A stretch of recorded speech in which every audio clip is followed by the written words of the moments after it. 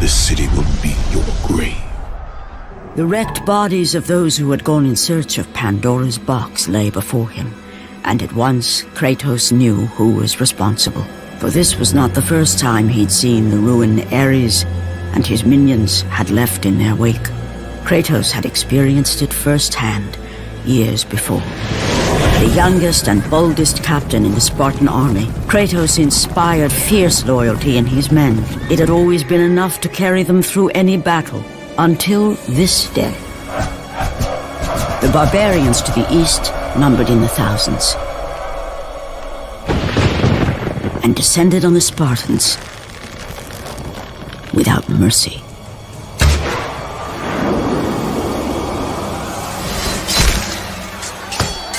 The battle lasted near hours.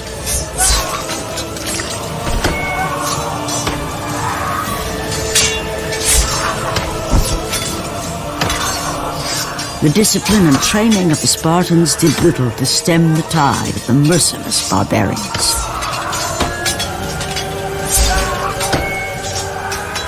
The soldiers faced a massacre, while their young captain faced the end of his brilliant career and his life. But to Kratos, victory was worth any price, even his soul.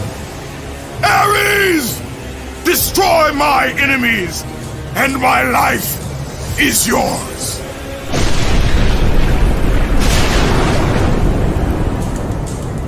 That desperate call for aid would come to haunt Kratos for all his days. By the gods, what have I become? Service to the gods long enough to know the Harpy had been sent as a warning, a reminder from his former master of the decision that had cost Kratos everything. Had it been that long since he'd almost met his end at the hands of the barbarians? That long since he'd traded everything to save himself? Ares!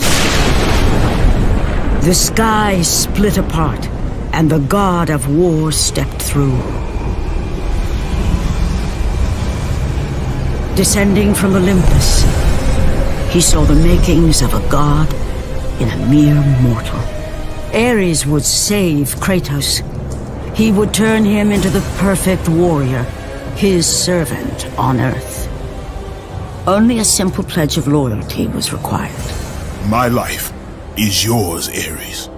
From this day, I shall carry forth your will. And his fate was sealed. As promised, Ares rescued his new disciple, bringing forth the power of a god, destroying those who would slaughter Kratos and his men.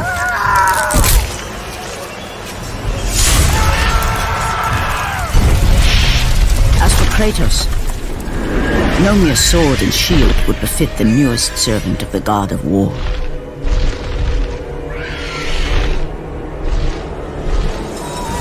The blades of chaos, forged in the foulest depths of Hades. Once attached, the chains remained so, chained and seared to the flesh, a part of the bearer's body, a permanent reminder of Kratos' pledge. In return, ultimate power. The rage of Ares exploded from within. But soon, he would learn the true cost of such power. A cost too high even for Kratos to pay.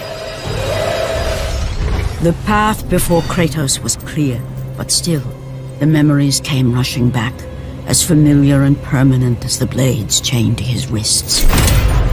Memories of what he'd done in the name of Ares.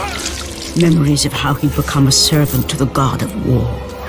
A beast, his humanity robbed and replaced only with the will to murder. No one was safe. Entire armies fell before Kratos and the soldiers who followed him on his unending path of conquest, all in the name of his master. Those who offered resistance of any kind were dealt with quickly. They've built this temple to offer prayers to Athena! This entire village stands as an affront to Lord Ares! Burn this village! Burn it to the ground! emboldened by the god of war. Kratos' army was ruthless, feared throughout the world for their brutality. All that mattered was conquest in the name of Kratos, their great leader, who had become near invincible. He feared nothing. But there was something about this temple, something forbidden. All his instincts told him he should never cross its threshold. Never step inside. Beware, Kratos. The dangers in the temple are greater than you know. But the village oracle's warning fell on deaf ears. His ambition would not be denied. All who opposed him would die.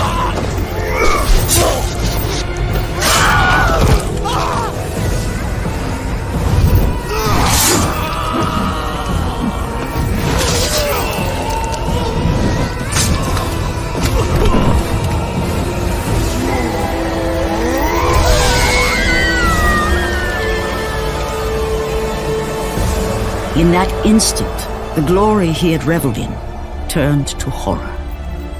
The image of his two final victims would stay with him for all his days. With that act, Kratos knew he could no longer serve his master. He had but one calling now, the death of Ares. He would murder the god of war. Ares, you will die for what you did that night.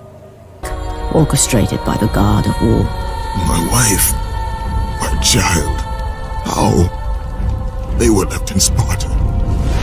You are becoming all I'd hoped you'd be, Kratos. Now, with your wife and child dead, nothing will hold you back. You'll become even stronger. You will become death itself. But as the flames consumed the temple, Kratos realized his true enemy was the god who once saved his life. The same god who had now taken everything from him. Ares! From this night forward, the mark of your terrible deed will be visible to all. The ashes of your wife and child will remain fastened to your skin, never to be removed. And with that curse, all would know him for the beast he had become. His skin white with the ash of his dead family. The ghost of Sparta had been born.